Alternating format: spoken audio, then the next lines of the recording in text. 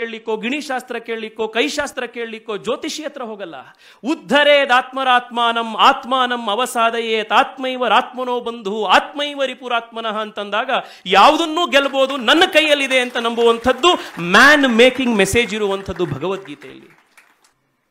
ಆದರೆ ಗೀತಾಚಾರ್ಯ ಶ್ರೀಕೃಷ್ಣ ಕೃಷ್ಣನಿಗೆ ಅರ್ಜುನನಿಗೆ ಪೂರ್ತಿ ಸಂದೇಶ ಕೊಟ್ಟ ನಂತರ 18ನೇ ಅಧ್ಯಾಯದಲ್ಲಿ ಇದನ್ನೆಲ್ಲ ಹೇಳಿದ ಮೇಲೆ ಹೇಳ್ತಾನೆ, ಇತಿತೆ ಜ್ಞಾನಮಾಖ್ಯಾತಂ ಗುಹ್ಯಾತ್ ಗುಹ್ಯತರಮ್ಮಯ ವಿಮೃಶ್ಯ ಏತದಶೇಷೇಣ ಯಥಾ ಇಚ್ಛಸಿ ತಥಾ ಕುರು.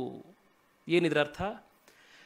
ಎಲೈ ಅರ್ಜುನ, ಇಲ್ಲಿಯವರೆಗೆ ನಾನು ನಿನಗೆ ಅತ್ಯಂತ ಗುಹ್ಯವಾಗಿರುವಂಥ ಸಾಕಷ್ಟು ವಿಚಾರಗಳನ್ನು ನೀನು ಹೇಳಿದ್ದೀನಿ. ಆದರೆ ಇನ್ನು ಮುಂದೆ ನೀನು ಮಾಡಬೇಕಾಗಿರೋದು ಏನು? ನಾನು ಹೇಳಿದ್ದೀನಿ ಅನ್ನೋ ಕಾರಣಕ್ಕೆ ಕಣ್ಣು ಮುಚ್ಚಿ ನಾನು ಹೇಳಿರೋದನ್ನೆಲ್ಲ ನೀನು ಪಾಲಿಸ್ಬೇಡ.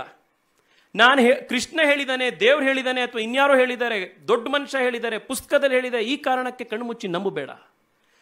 ವಿಮೃಶ್ಯ ಏತದಶೇಷೇಣ, ನಾನು ಹೇಳಿರುವಂಥ ಮಾತಿನ ಬಗ್ಗೆ ವಿಮರ್ಶೆ ಮಾಡು, ಕಾಂಟೆಂಪ್ಲೇಟ್, ಇಂಟ್ರಾಸ್ಪೆಕ್ಟ್, ಥಿಂಕ್. ಆಮೇಲೆ ಯಥಾ ಇಚ್ಛಸಿ ತಥಾ ಕುರು, ನಿನಗೆ ಯಾವುದು ಸರಿ ಅನ್ಸತ್ತೆ ನಿನ್ನ ಇಚ್ಛೆಗೆ ತಕ್ಕಂತೆ ನೀನು ನಿನ್ನ ಕೆಲಸವನ್ನು ಮುಂದುವರಿಸು ಅಂತ ಹೇಳಿ ಭಗವಂತನ ಅವತಾರವಾಗಿರುವಂತಹ ಶ್ರೀಕೃಷ್ಣ ಹುಲು ಮಾನವನಾಗಿರುವಂತಹ ಅರ್ಜುನನಿಗೆ ನಿನಗೆ ಏನು ಸರಿ ಅನ್ಸತ್ತೆ ಅದನ್ನು ಮಾಡುವಂಥ ಸ್ವಾತಂತ್ರ್ಯ ಕೊಡುವಂಥ ಆಧ್ಯಾತ್ಮಿಕ ಸ್ವಾತಂತ್ರ್ಯ, ರಾಜಕೀಯ ಸ್ವಾತಂತ್ರ್ಯ, ಧಾರ್ಮಿಕ ಸ್ವಾತಂತ್ರ್ಯ ಕೊಡುವಂಥ, ಮಾನವತೆಯ ಮೇಲೆ, ಮಾನವನ ದೈವತ್ವದ ಮೇಲೆ ನಂಬಿಕೆ ಇಟ್ಟಿರುವಂಥ ಏಕೈಕ ಒಂದು ಪದ್ಧತಿ, ಚಿಂತನಾ ಶೈಲಿ, ಚಿಂತನಾ ವಿಹಾರ ಅಂತಂದ್ರೆ ಅದು ಭಗವದ್ಗೀತೆ, ಭಾರತದ ಈ ಗ್ರಂಥ. This is what makes us so different. This is what makes us unique.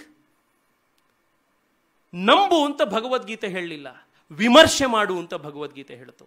ನಾನು ಹೇಳಿದ್ದನ್ನ ಕಣ್ಮುಚ್ಚಿ ಕೇಳು ಅಂತ ಹೇಳಲಿಲ್ಲ, ಯಥಾ ಇಚ್ಛಸಿ ತಥಾ ಕುರು ಅಂತ ಭಗವದ್ಗೀತೆಯಲ್ಲಿ ಶ್ರೀಕೃಷ್ಣ ಹೇಳ್ದ. 21ನೇ ಶತಮಾನದ ಈ ರ್ಯಾಷನಲ್ ಯುಗದಲ್ಲಿ ಇದಕ್ಕಿಂತ ಸೈಂಟಿಫಿಕ್ ಆಗಿರುವಂಥ, ಇದಕ್ಕಿಂತ ರ್ಯಾಷನಲ್ ಆಗಿರುವಂಥ, ಇದಕ್ಕಿಂತ ಮಾನವನ ಡಿವಿನಿಟಿಯಲ್ಲಿ, ಮನುಷ್ಯನಲ್ಲಿರುವಂಥ ದೈವತ್ವದಲ್ಲಿ ನಂಬಿಕೆ ಇಟ್ಕೊಂಡಿರುವಂಥ ಮತ್ತೊಂದು ಚಿಂತನೆ ನಮಗೆ ಪ್ರಪಂಚದ ಯಾವ ಉದಾಹರಣೆಯೂ ಸಿಗೋದಿಲ್ಲ.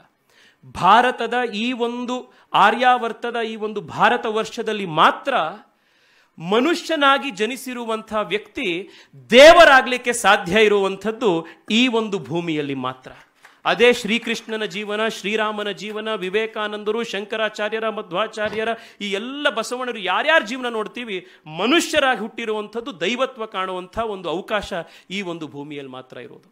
ಈ ದೈವತ್ವದ ಒಂದು ಸಂದೇಶ ಏನಿದೆ ಅದನ್ನು ಸಾರಲಿಕ್ಕೆ ಭಗವದ್ಗೀತೆ ನಮ್ಮೆಲ್ಲರ ಜೀವನದಲ್ಲಿ ಬಹಳ ಮುಖ್ಯ ಪಾತ್ರ ವಹಿಸೋದು.